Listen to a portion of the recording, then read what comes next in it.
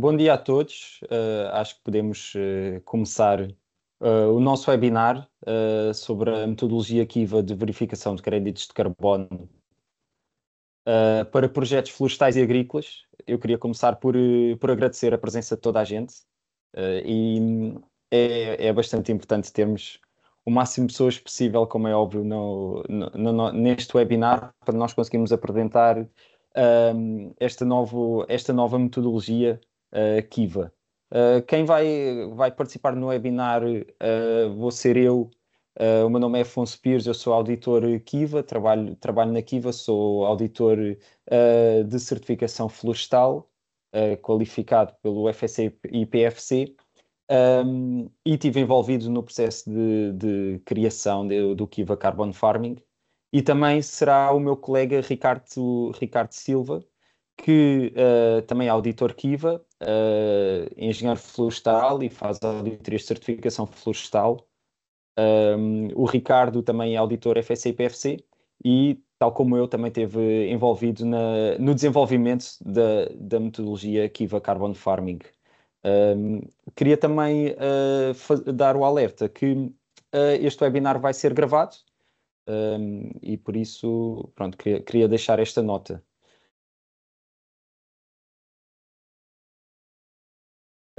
Eu vou começar por fazer um contextualizar um bocadinho em termos de histórico, porque é que apareceu o mercado voluntário de carbono, porque é que apareceram os créditos de carbono e a base para criar este tipo de metodologias que nós vamos apresentar hoje.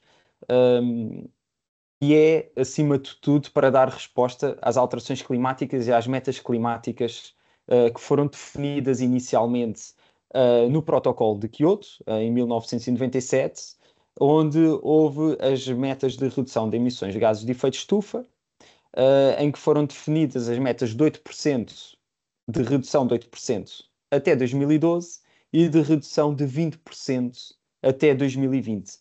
Também foi neste protocolo de Kyoto que nós fizemos, foi definido os primeiros mecanismos de flexibilidade para compensação das emissões. Um, e depois, em 2015, demos um salto de alguns anos, em 2015 deu-se o Acordo de Paris, que no Acordo de Paris também foram definidas novas metas e uma delas que é esta meta dos 2 graus, que foi muito importante, portanto foi no Acordo de Paris que nós definimos o objetivo de manter o aumento da temperatura média mundial abaixo dos 2 graus, sendo que também foi definido, e isto é extremamente importante, que os Estados devem fazer um esforço para limitar o aumento a 1,5 graus. Ou seja, a meta é que o aumento seja no máximo 2 graus, mas deve ser feito um esforço para que o aumento se fique pelo 1,5 graus. Também no Acordo de Paris foi definido o artigo 6º, que funciona como um mecanismo de flexibilidade para o apoio a um cumprimento e que deu origem aqui à criação e a uma melhor definição dos mercados voluntários de carbono. Mais tarde, em 2019, a União Europeia definiu o Pacto Ecológico Europeu, onde foi definido uma meta bastante ambiciosa de neutralidade carbónica até 2050. Portanto, esta é uma meta europeia que permite nós termos aqui um objetivo concreto que todos os Estados-membros devem alcançar. E o que é, portanto, a forma mais fácil ou mais vulgarmente falada para se atingir estes objetivos é o carbono. E o que é o carbono? Vou tentar explicar aqui um bocadinho do que é que nós estamos a falar, porque isto é um dado importante. Não existe só o dióxido de carbono como um gás de efeito de estufa. Existem mais gases de efeito de estufa importantes que contribuem para o aumento da temperatura média mundial e contribuem para as alterações climáticas. Esses gases, os principais são, como eu já disse, o dióxido de carbono, que é o principal, mas também temos o metano e o óxido nitroso, que são dois gases que são tem também uma grande parte de responsabilidade nas alterações climáticas. Mas é preciso criar aqui uma métrica, foi preciso criar aqui uma métrica para equivaler esses gases ao dióxido de carbono. Então, a unidade de medida que nós devemos considerar para o mercado de carbono e para a contabilização de créditos de carbono é a tonelada de CO2 equivalente. Ou seja, estes outros gases que não são o dióxido de carbono devem ter uma equivalência definida relativamente ao dióxido de carbono. E esta tabela demonstra como é que é feita essa equivalência. Neste momento, a entidade responsável por fazer estas tabelas de equivalência é uma entidade chamada IPCC. E o IPCC produz relatórios de forma regular, onde analisa os gases de efeito de estufa e a sua equivalência com o dióxido de carbono. Neste momento, o relatório que está em vigor é o relatório número 5, apesar de já ter sido produzido o relatório número 6. E se nós analisarmos, aqui eu tenho uma seta a mostrar o relatório número 5, se nós analisarmos, vemos que, por exemplo, uma tonelada de metano não fóssil corresponde a 28 toneladas de dióxido de carbono. Ou seja, uma tonelada de metano não fóssil equivale a 28 créditos de carbono. E a mesma coisa para o óxido nitroso, que ainda é pior. Neste momento estamos a 265 toneladas equivalente de CO2. Ou seja, a métrica criada foi tendo em base o dióxido de carbono, mas este não é o único gás com efeito de estufa e não é o único gás para o qual nós devemos olhar. Este slide, tendo em conta um bocadinho o contexto que eu fiz no slide anterior da tonelada de crédito de carbono, permitiu criar aqui mercados de transação de créditos de carbono. E este slide demonstra como é que está distribuído a nível mundial os créditos já emitidos pelos mercados voluntários de crédito de carbono. Existem vários, eu vou mostrar aqui à frente, mas nós, através deste mapa de calor, conseguimos ver que existem aqui grandes players que já têm uma produção muito grande de créditos de carbono, nomeadamente, e não é de estranhar, os grandes países, em termos de área, como a China, a Rússia, os Estados Unidos, o Canadá, o Brasil, a Índia e a Austrália, são os países, também um bocadinho pela sua dimensão, pela sua economia, que já estão com níveis bastante altos de emissão de créditos de carbono para o mercado voluntário. Mas depois também temos outros países, por exemplo, o México, na América Latina também já existe muitos créditos emitidos. E permite tirar aqui uma fotografia de como é que os créditos estão distribuídos na sua origem pelo mundo. Nós também podemos ver que a Europa está com um verde muito clarinho, portanto, os mercados europeus ainda se estão a desenvolver, ainda estão numa fase um bocadinho embrionária de desenvolvimento, portanto, ainda não há muitos créditos emitidos na Europa, mas a tendência é que, tendo em conta estas metas climáticas específicas europeias também, que estes mercados europeus comecem a crescer e que comecem a aparecer ali verdes um bocadinho mais escuros. Em termos de números, isto é sempre interessante também falarmos e mostrarmos. Neste momento, isto são dados bastante recentes, temos cerca de 6 bilhões de créditos emitidos no mundo inteiro. E estes créditos são emitidos através de mecanismos de verificação. Ou seja, são mecanismos que verificam e validam os créditos de carbono dos projetos. E esses mecanismos podem ser mecanismos governamentais, ou seja, mecanismos desenvolvidos pelas entidades dos Estados-membros e entidades públicas. Depois temos os mecanismos independentes de iniciativa privada, que são mecanismos de verificação desenvolvidos por empresas privadas ou por associações de empresas privadas.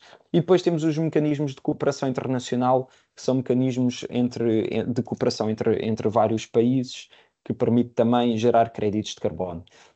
Neste momento, existem cerca de 50 mecanismos de verificação de créditos de carbono.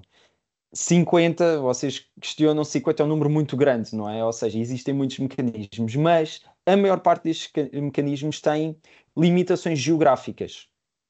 E um bom exemplo disso é Portugal.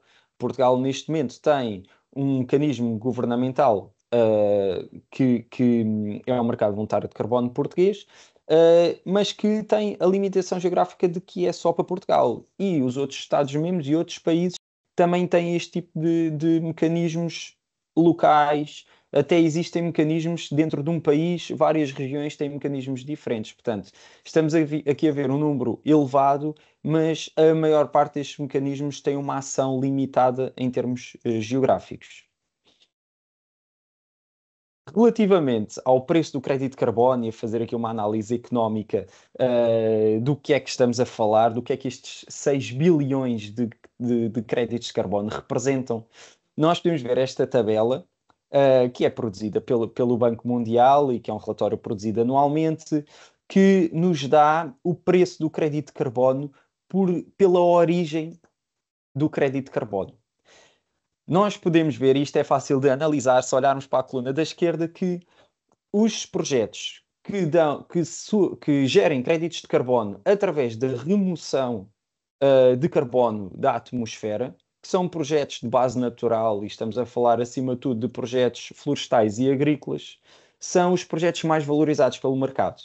Em 2025, estes dados são de abril de 2025, o preço médio da tonelada de carbono de um projeto florestal ou agrícola foi de 15,5 dólares por tonelada. Se nós olharmos para projetos também florestais ou agrícolas, mas cujo objetivo é a redução de emissão, ou seja, a origem do crédito é através da redução de emissões, estamos a falar da redução de emissões através de uso diferente de maquinaria ou de uma gestão diferente da fertilização ou da aplicação de produtos químicos, o preço diminui para 5,3 dólares a tonelada. Ainda assim é o segundo tipo de crédito mais valorizado pelo mercado, mas o preço diminui para 5,3 dólares a tonelada. E como exemplo do crédito menos valorizado pelo mercado, temos as energias renováveis, que aí o preço cai para um dólar por tonelada. Ou seja, o preço médio do crédito de carbono em 2024 foi 5,76 euros. Mas este valor é um valor meramente indicativo, porque o tipo de crédito e a origem do crédito vai influenciar extremamente o valor do crédito a ser transacionado. Ou seja, para concluir um bocadinho este slide, nem todo o crédito tem o mesmo valor. Há muitas variáveis que fazem com que o valor do crédito seja alterado. E neste sentido, a Kiva apresenta uma metodologia para validação e verificação de créditos de carbono para projetos agrícolas e florestais, chamado Kiva Carbon Farming. Portanto, o Kiva Carbon Farming pretende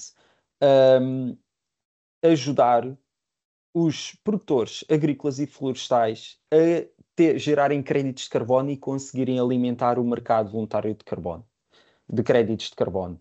Como nós vimos, muitas vezes os créditos deste tipo de projetos são os mais valorizados pelo mercado, portanto tem aqui um grande interesse. E é uma forma de valorizar e de aumentar o rendimento das produções, quer agrícolas, quer florestais.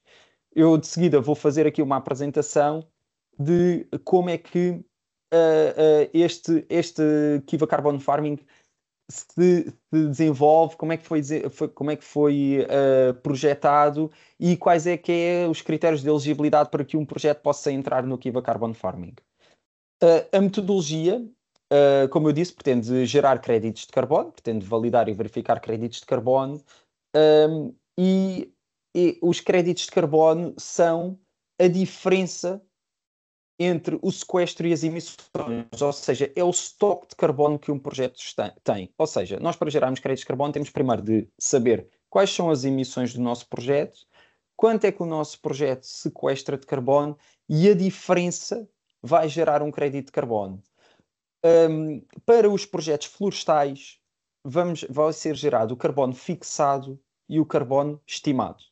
Para os projetos agrícolas, apenas vamos gerar carbono fixado. Eu vou explicar o porquê desta diferença e o que é que significa um e o que é que significa outro. O carbono fixado é o estoque de carbono que nós temos efetivamente numa área à data da verificação. Ou seja, nós vamos fazer uma verificação de um projeto agrícola ou florestal e o carbono fixado é o carbono que está lá naquele momento. E esse carbono pode ser o carbono fixado total ou pode ser o carbono fixado adicional.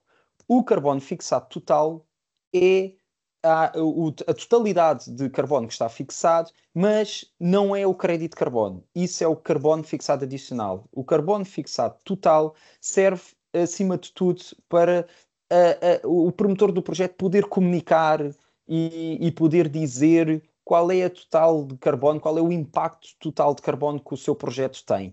Mas aquilo que é transacionável no mercado é o carbono fixado adicional, porque para se gerar créditos de carbono devem existir medidas de adicionalidade associadas ao projeto. Eu vou explicar um bocadinho mais à frente o que é este conceito de adicionalidade, que é um conceito muito importante para os projetos de créditos de carbono,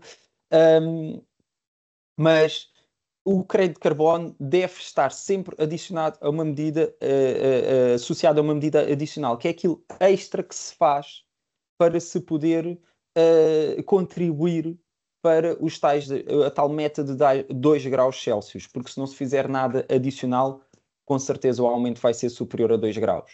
Depois, o carbono estimado. O carbono estimado é o estoque de carbono que um projeto, na sua totalidade, pretende fixar e também os créditos de carbono que um projeto, na sua totalidade, pretende gerar. Porquê é que isto só se aplica a projetos florestais?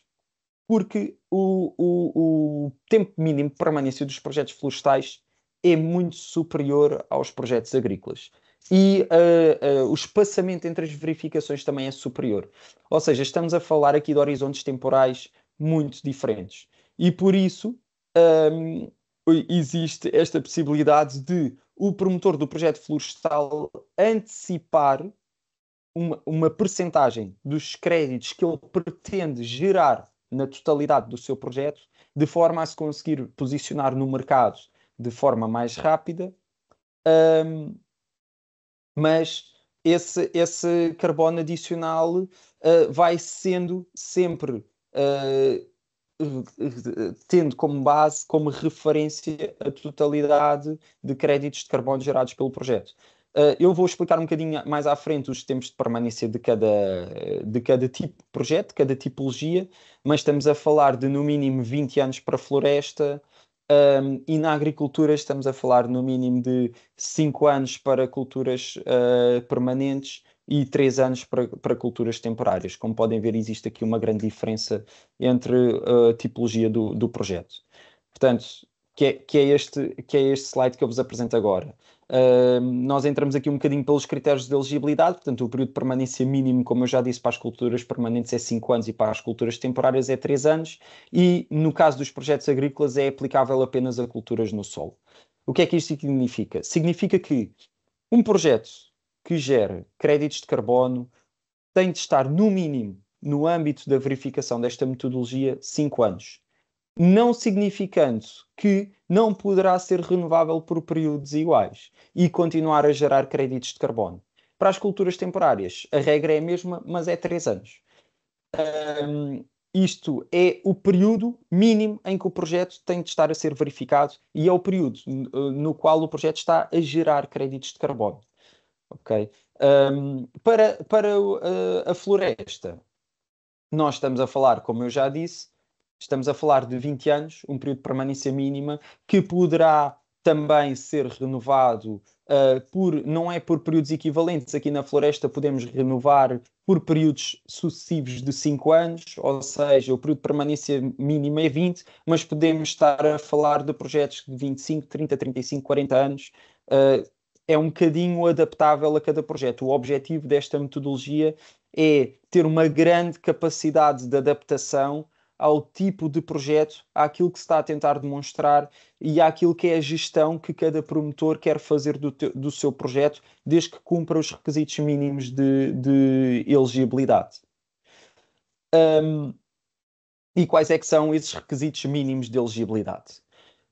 Primeiro de tudo, temos de demonstrar uma adicionalidade ambiental associada ao nosso projeto, ou seja, apenas o cumprimento das boas práticas não é suficiente para gerar créditos de carbono. Temos de fazer alguma medida extra, e eu vou apresentar mais à frente uma lista de medidas extra típicas que podem ser adotadas em projetos que gerem créditos de carbono, quer para projetos agrícolas, quer para projetos florestais, mas não tem de ser limitado a esse tipo de medidas, mas basicamente as medidas de adicionalidade são medidas extra que vão dar aquele acrescento, aquele adicional de carbono ao projeto que vai permitir gerar o crédito de carbono. E como é que se demonstra essa adicionalidade ambiental? É através da definição de um cenário de referência.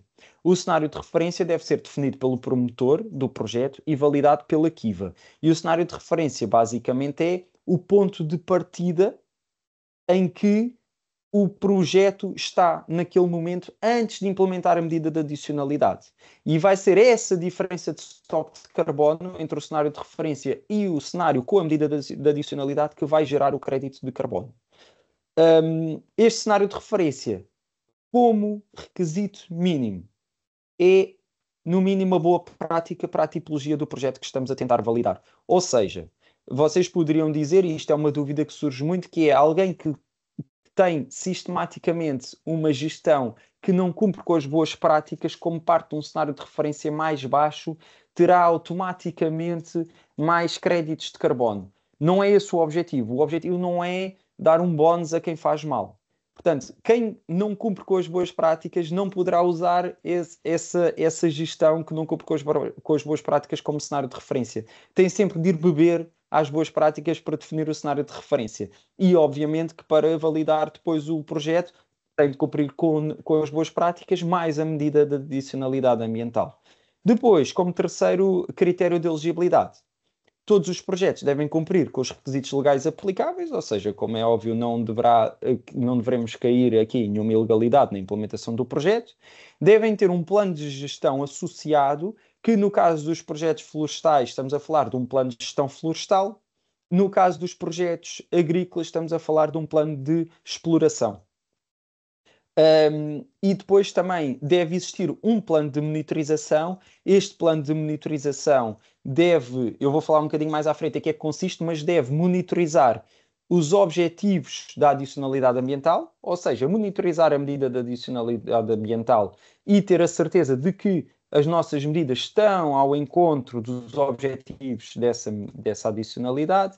E também pretende monitorizar os impactos. Estamos a falar de impactos ambientais e impactos sociais. Portanto, o projeto não deve causar nenhum impacto negativo e esses impactos devem ser monitorizados ao longo do período do projeto. Okay? E, portanto, a nossa metodologia vai consistir numa primeira fase de validação, que é uma validação pré-projeto, ou seja, é aquilo que nós validamos antes de aceitar o projeto para verificação. E para validação nós verificamos 9 pontos e precisamos que os promotores do projeto nos enviem informação para dar resposta a estes 9 pontos. Quais é que são? Primeiro é a descrição do projeto com objetivos e metas definidos, ou seja, deve haver uma descrição daquilo que se está a fazer, da gestão que se está a fazer e deve existir objetivos e metas no mínimo para o período temporal de qual o projeto está proposto para verificação. Depois devemos ter evidências de que o promotor do projeto tem posse ou tem a gestão da área do projeto. Ou seja, aqui é verificar a capacidade que o promotor do projeto tem para submeter aquele projeto à validação e à verificação. Depois temos uma descrição da adicionalidade a demonstrar, ou seja, o promotor do projeto deve descrever quais são as medidas de adicionalidade que está a implementar e como é que elas estão a ser implementadas e qual é que é o objetivo dessa medida de adicionalidade. Depois eu já falei no plano de gestão, que é um plano de exploração para projetos agrícolas e um plano de gestão florestal para projetos florestais. Temos também os resultados da avaliação de impactos ambientais e impactos sociais. Deve ser feita uma avaliação de impactos ambientais e impactos sociais e essa avaliação deve ser enviada para nós na fase de validação do projeto. Depois precisamos também de informação cartográfica das áreas a ser validadas. Portanto, mapas. Estamos a falar de mapas das parcelas que estão submetidas ao projeto. Depois, o ponto 7 é a definição do cenário de referência. Isto é muito importante. Eu vou explicar um bocadinho mais à frente como é que se define e para que é que serve o cenário de referência, mas o cenário de referência é o nosso ponto de partida. É o cenário sobre o qual vamos fazer a comparação dos objetivos e daquilo que o projeto está a ter em ganho ambiental. Depois temos uma monitorização, o ponto 8 que será nos projetos agrícolas o caderno de campo. Portanto, nós precisamos de que uma das ferramentas de verificação será através do caderno de campo, e no caso florestal será o inventário florestal, que é a ferramenta que nos dá os dados para alimentar depois as equações para cálculos dos créditos de carbono. Por fim, o promotor do projeto tem de nos enviar o cálculo do estoque de carbono. Ou seja, tem de fazer o cálculo para o cenário de referência, tem de fazer o cálculo para o cenário com a medida de adicionalidade e enviar-nos para a nossa validação.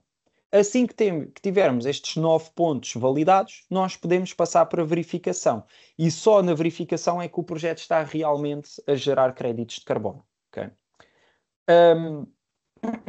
Eu já falei da adicionalidade e já falei do cenário de referência. Aqui neste slide vou tentar dar um bocadinho mais concretamente do que é isto do cenário de referência e da adicionalidade. São dois conceitos extremamente importantes para gerarmos créditos de carbono e que têm de ser cumpridos.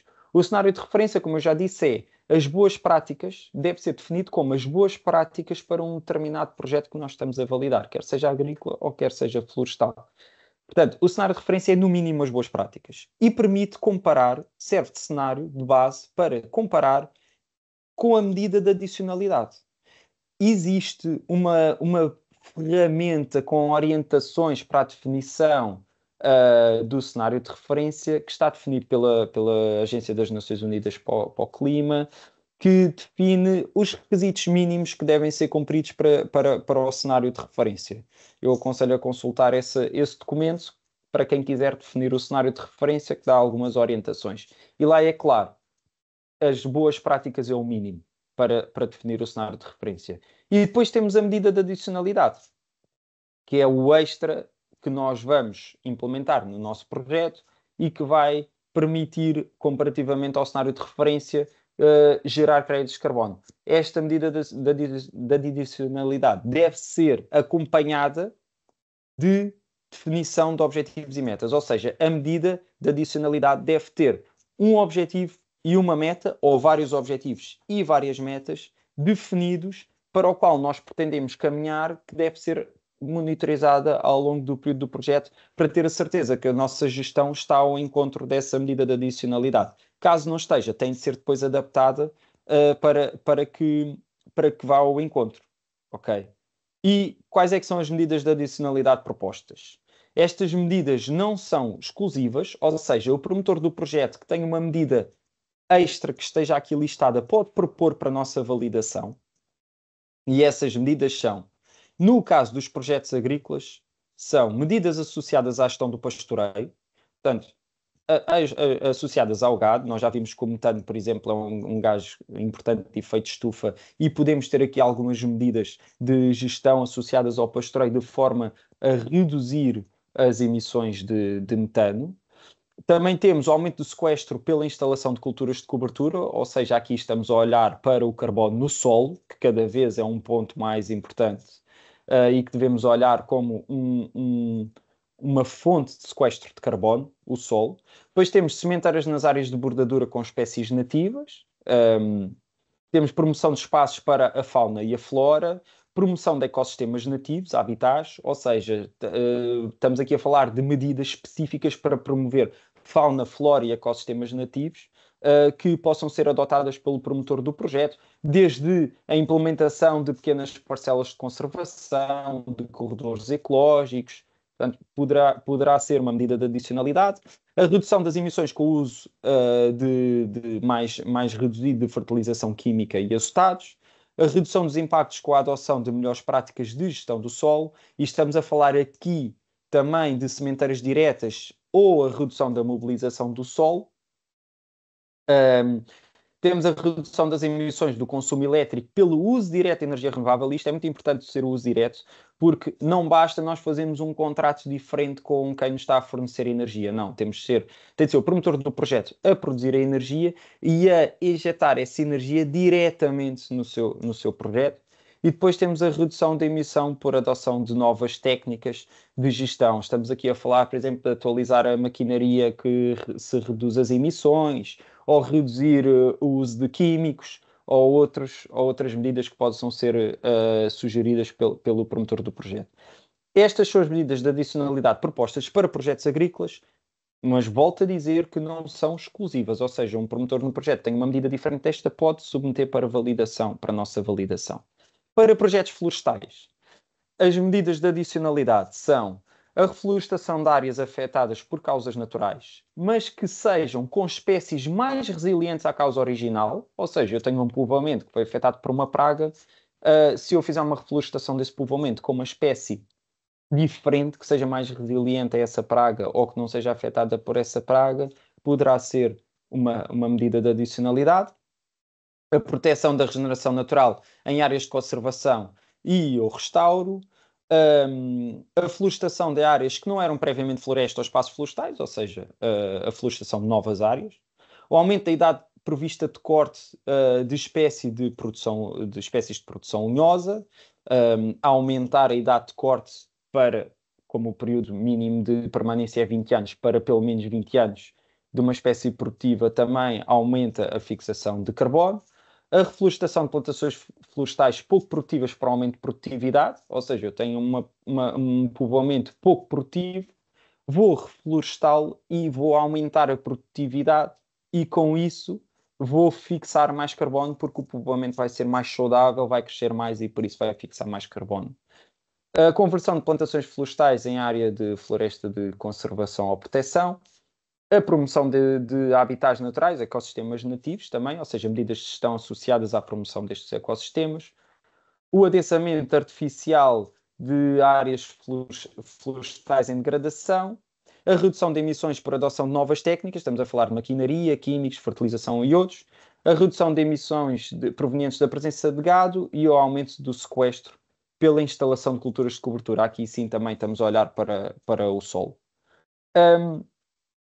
Relativamente aos cálculos, portanto, para esta metodologia, nós vamos aceitar qualquer ferramenta ou forma de cálculo. Nós, ao contrário de outras metodologias, nós não definimos fórmulas na nossa.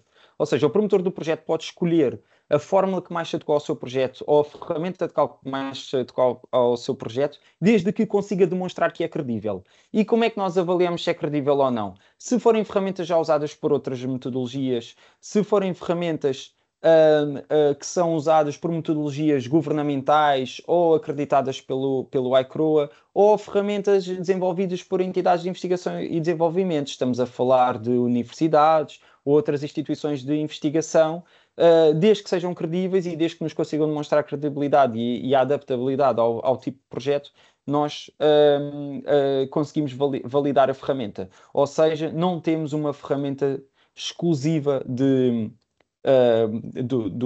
projeto. Depois, em termos de fontes de emissões e de sequestro, a nossa metodologia elenca quais as fontes de emissões que devem ser consideradas. Temos aí as emissões resultantes do uso de combustíveis fósseis, resultantes do uso de fertilização, do uso de produtos químicos, da presença de gado na área de projeto, do uso de energia elétrica, incêndios ou uso do fogo na área de projeto ou de material proveniente da área de projeto e emissões resultantes da deslocação das atividades pré-projeto para outra área. Ou seja, se vamos tirar uma atividade de uma área para instalar lá um projeto de produção de créditos de carbono, essa deslocação deve ser considerada como uma fonte de emissão. Relativamente ao sequestro, temos três fontes de sequestro, que é o sequestro no solo, a biomassa viva e a biomassa morta. No solo nós deixamos opcional porque deve ser considerado apenas o sequestro no solo quando a adicionalidade alvo é no solo, porque senão é considerado que o solo se mantém estável e, portanto, não existe diferença entre o cenário de referência e o cenário com a adicionalidade. A nossa validação e verificação vai passar por três fases. Nós vamos fazer uma primeira fase, validação de projeto, que é com base naqueles 9 pontos que eu já mostrei no slide anterior. Quando o projeto é corretamente validado, fazemos uma verificação inicial do projeto. Essa verificação é com base numa auditoria híbrida, ou seja, inclui uma revisão documental e inclui uma visita de campo. E depois fazemos verificações regulares de acompanhamento do projeto, que no caso dos projetos agrícolas são anuais e no caso dos projetos florestais são de 5 em 5 anos. E essas verificações também são com base numa visita de campo e com base em revisões documentais de documentação que nós vamos pedir para cada verificação. Como base nas nossas verificações, vão estar indicadores de gestão sustentável. Como eu falei no início, é um dos pontos essenciais dos Core Carbon Principles. E estes indicadores de gestão sustentável estão divididos por 4 grupos. O grupo 1 é os critérios de elegibilidade do projeto. Nós, em cada verificação, vamos garantir que a elegibilidade se mantém e que o projeto é elegível. O 2 é o planeamento. E o planeamento assenta, acima de tudo, no Plano de Gestão Florestal para projetos florestais e no Plano de Exploração para projetos agrícolas. Depois temos o grupo 3, que é a monitorização. Eu vou falar um bocadinho mais à frente do que é que o promotor do projeto deve monitorizar, mas, acima de tudo, estamos a falar dos cadernos de campo para projetos agrícolas, no inventário florestal para projetos florestais e depois na monitorização dos impactos ambientais e sociais e a monitorização da adicionalidade. E por fim temos a cadeia de custódia, que é o grupo 4. Nós vamos ter uma metodologia de verificação que eu vou apresentar mais à frente das vendas e das transações de créditos de carbono para garantir toda a credibilidade deste sistema. Para facilitar um bocadinho a implementação destes indicadores de gestão, nós vamos reconhecer certificações, quer agrícolas, quer florestais, que já estejam a ser implementadas pelo promotor do projeto e vamos fazer equivalências dessas certificações a alguns destes indicadores de gestão sustentável e quando o promotor do projeto já está certificado por algumas dessas certificações, nós conseguimos garantir de que esse indicador cuja certificação tem equivalência já está conforme e por isso não vamos fazer um double check desse indicador e garantimos automaticamente que ele está conforme. Relativamente aqui ao grupo 3, à monitorização. A monitorização vai consistir em 3 documentos.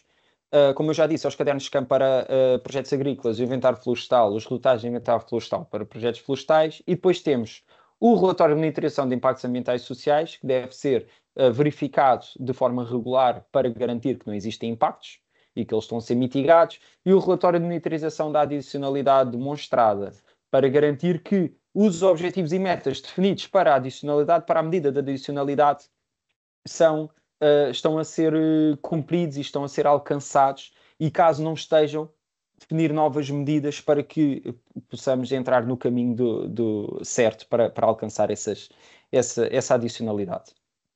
Por fim, temos o grupo 4, que é a cadeia de custódia. Nós vamos fazer um acompanhamento das transações de créditos. O promotor do projeto tem de registar todos os créditos transacionados e vai existir um diretório público que nós vamos gerir, que vai ter indicação do promotor do projeto, qual a adicionalidade que ele está a demonstrar, quantos créditos é que ele tem para transacionar, quantos créditos já transacionou e também vamos identificar quem comprou os créditos, para que se garanta aqui uma transparência, para que se garanta que não existe uma dupla contabilização e uma dupla transação do mesmo crédito de carbono. E esse diretório público vai ser mantido atualizado por nós e também vai servir de garantia para quem está a comprar o crédito que se o seu nome não estiver nesse diretório, significa que se fez alguma coisa mal com a compra e a compra não foi validada por nós ou a compra não nos foi comunicada. E só depois da compra nos ser comunicada e do diretório estar atualizado é que o crédito foi efetivamente transacionado. Okay. Pronto, portanto, a cadeia de custódia para nós é extremamente importante para garantir a confiança e a credibilidade do sistema e que é o que muitas vezes traz desconfiança ao mercado de quem está a comprar e a vender créditos de carbono. Este é o Kiva Carbon Farming, de uma forma muito teórica e um bocadinho resumida, isto que nós pretendemos seguir nas nossas validações e verificações regulares. E para vos dar um exemplo ou exemplos concretos, pôr números associados e métricas associadas a esta teoria toda que eu vos expliquei até agora, o meu colega Ricardo vai apresentar também aqui uns slides um, em que vai explicar como é que isto tudo depois reflete-se na realidade. Ok? Obrigado. Obrigado, Afonso. Eu vou tentar ser rápido, dificilmente conseguirei em 5 minutos, mas o Afonso também fez um enquadramento excelente, o que me tira aqui alguma pressão. Eu vou falar muito brevemente sobre algumas tipologias de projetos de redução de emissões e de fixação de carbono e falar um pouco sobre eventuais adicionalidades que podem ser consideradas neste tipo de projetos e deixarei eventualmente para uma sessão de discussões os esclarecimentos particulares que vocês tenham. Só algumas notas introdutórias, enfim, também vi que havia algumas questões relacionadas com estoque de carbono, sequestro e emissões. O estoque de carbono é, como é óbvio, o carbono total que está presente em cada ano. É natural que no fim do ano se possa fazer um balanço entre emissões e fixação para se saber o sequestro. No fundo, se considerarmos então um povoamento, ao longo dos anos, o estoque de carbono é o carbono que lá está fixado, seja qual for, digamos assim, o limite do sistema que a gente estabeleça. O sequestro de carbono é o aumento do estoque de carbono de um ano para o ano seguinte, que é promovido pelas ações ou pelo crescimento das plantas que nós temos. E as emissões de carbono são as perdas de estoque resultantes, enfim, das práticas de gestão, das mortalidades das plantas, enfim, de todas as ações que sejam direta ou indiretamente, que ocorram direta ou indiretamente por ação do gestor no povoamento. Bom, falando um bocadinho em projetos de redução de emissões, no fundo, se nós conseguimos demonstrar que tínhamos um cenário de referência, como o Afonso disse, tem que cumprir um conjunto de requisitos, ou seja, não podemos admitir que um cenário de referência é um cenário de degradação extrema para depois podermos gerar créditos de carbono através da redução. Tem que ser um cenário que seja aceite de acordo com as indicações, principalmente da Organização das Nações Unidas, considerando esse cenário de referência, todas as medidas que nós propusermos para a gestão do nosso sistema, seja agrícola, seja florestal, que permitam redução de emissões, e falou-se de alguns exemplos, a aplicação de painéis solares para diminuir, por exemplo, o consumo de energia de outras fontes, a alteração da utilização de fertilizantes, por exemplo, pela utilização de micro-organismos, enfim, tudo isso poderá eventualmente contribuir para reduzir emissões relativamente àquilo que seria o cenário de referência, e isso permite-nos gerar créditos de carbono. Concretamente, por exemplo, evitar a desflorestação de florestas primárias para instalar florestas de produção é um exemplo de atividades que reduzem emissões de carbono para a atmosfera. Num sistema agroflorestal, a gestão do pastoreio em subcoberto, por exemplo, reduzir taxas, densidades de animais no montado, fomentar a regeneração natural, enfim, tudo isto são ações que permitirão reduzir também as emissões. Por último, a otimização das operações florestais, já se ouviu falar em utilização de equipamentos elétricos, será no futuro, acredito eu, mas neste momento basta pensarmos que podemos alterar práticas de gestão como por exemplo uma gradagem para um corte de matos sem estarmos a mobilizar o solo, ou a utilização de técnicas de engenharia natural, que com isso conseguimos de facto reduzir as emissões que teríamos no nosso sistema de produção.